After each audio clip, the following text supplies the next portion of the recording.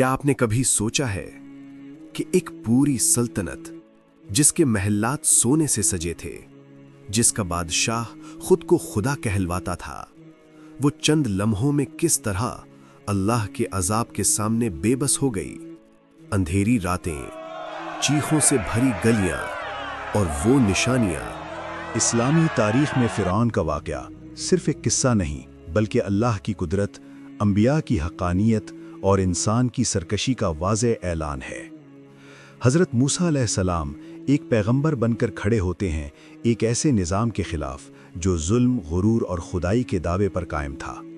فرعون اور اس کی قوم نشانیاں مانگتی ہے اور اللہ نشانیاں دکھاتا ہے، لیکن جب دل اندھے ہو جائیں تو معجزے بھی عذاب بن جاتے ہیں۔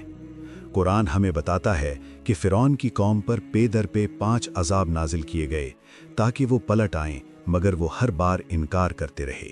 پہلا عذاب طوفان۔ فضا میں گہری گرج، اچانک آسمان بدل جاتا ہے، بادل گہرے ہو جاتے ہیں، ہوا میں خوف تیرنے لگتا ہے، پھر موسلا دھار بارش شروع ہوتی ہے۔ یہ عام بارش نہیں تھی، یہ طوفان تھا۔ قرآن کہتا ہے فَأَرْسَلْنَا عَلَيْهِمُ الطُّوفَانَ۔ کھیت ڈوبنے لگے، گھر پانی میں غم ہو گئے، فرعون کی معیشت، اس کے ذخیرے سب برباد ہونے لگے۔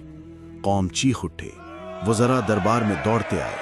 فرعون جو خود کو رب کہتا تھا اب بے بسی سے آسمان کی طرف دیکھ رہا تھا۔ قوم نے موسیٰ علیہ السلام کو پکارا، اے موسیٰ، اپنے رب سے دعا کرو، ہم ایمان لے آئیں گے۔ دعا ہوئی، طوفان تھم گیا، لیکن جیسے ہی پانی اترا، وادے بھی بہہ گئے۔ دوسرا عذاب، ٹڈیاں۔ کچھ وقت گزرا، قوم پھر وہی غرور میں لوٹ آئی۔ اچانک زمین سیاہ ہونے لگی، فضا میں بھنبھناہٹ گونج اٹھی۔ ٹڈیاں، لاکھوں کروڑوں ٹڈیاں، کھیتوں پر حملہ، درخت ننگے، اناج ختم۔ یہ وہی زمین تھی جس پر فرعون فخر کرتا تھا۔ ہر طرف تباہی، لوگ گھروں میں محصور، خوراک نایاب۔ قوم دوبارہ موسیٰ علیہ السلام کے پاس آئی، روتے ہوئے، گڑ گڑاتے ہوئے۔ وعدہ کیا گیا، ہم ایمان لے آئیں گے۔ دعا ہوئی، ٹڈیاں غائب ہو گئیں، لیکن دل ابھی بھی بند تھے۔ تیسرا عذاب، جوئیں۔ اب عذاب مزید قریب آ چکا تھا۔ اس بار نہ آسمان بولا، نہ زمین، بلکہ انسان کا اپنا جسم۔ چھوٹی ناقابل برداشت جوئیں، کپڑوں میں، بالوں میں، کھانے میں۔ فرعون کے محلات بھی محفوظ نہ رہے۔ بادشاہ اور غلام ایک جیسے عذاب میں مبتلا۔ نیند حرام، سکون ختم، ہر لمحہ خارش، ہر لمحہ اذیت۔ یہ عذاب اندر سے توڑ رہا تھا۔ موسیٰ علیہ السلام سے پھر وعدہ، پھر دعا، پھر نجات، اور پھر وہی انکار۔ چوتھا عذاب، مینڈک۔ اچانک شہر عجیب آوازوں سے بھر گیا، ٹپ ٹپ ٹپ۔ مینڈک، گھروں میں، برتنوں میں، بستروں میں۔ کھانا کھولو تو مینڈک، پانی پیو تو مینڈک، سانس لو تو آواز۔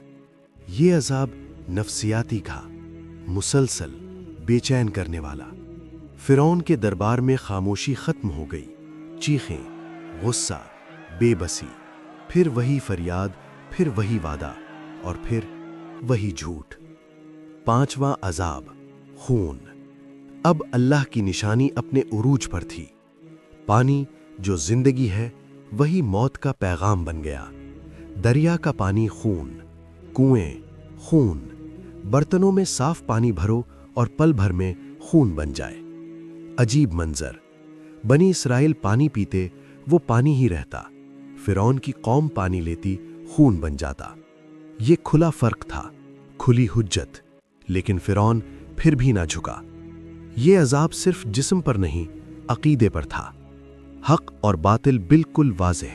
فرعون اور اس کی قوم ہر عذاب کے بعد مہلت پاتے رہے، لیکن انہوں نے توبہ نہیں کی، دل نہیں بدلے۔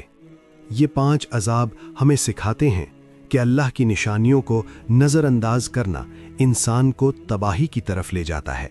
طاقت، دولت، حکومت اللہ کے سامنے کچھ نہیں۔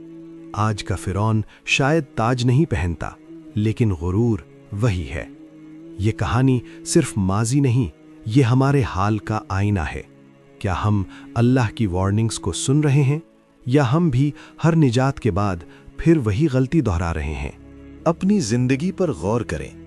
ویڈیو اچھی لگے تو لائک، شیئر اینڈ سبسکرائب ضرور کریں۔ خدا حافظ۔